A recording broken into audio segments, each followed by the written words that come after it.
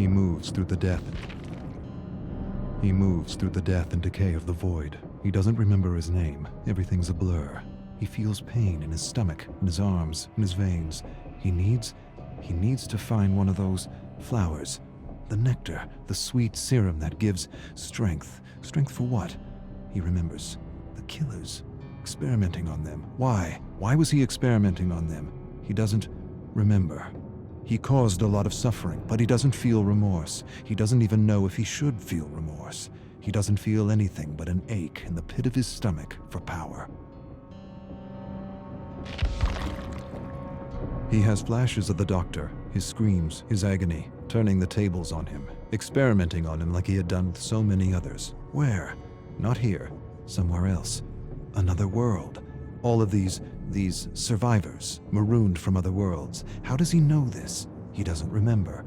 He remembers the experiments. What was he trying to understand? The nectar? The serum? The right dose? The right dose. To use without hurting himself. Too late. He feels the hunger. Not for food or drink, not for talk or fun. For a flower, a single flower, for serum. He knows the entity is watching him. He knows it, feels it inside his bones. He doesn't want to be snatched for another trial, to suffer or cause suffering. And to what end? The great horrible mystery of it all. He wants to understand this place. He does. But he senses that to know, to really know, would drive him mad. Madness, that's what this place is. The embodiment of madness. He doesn't want to be pulled into another trial. He wants to return home. He must return home. That's why he was studying the serum. It gave him insight. Insight to what? He doesn't remember. Home. He doesn't even remember where home is. He only remembers the void. Hundreds, maybe thousands of discarded survivors. Not dead, not alive, something else. Alive but dead inside.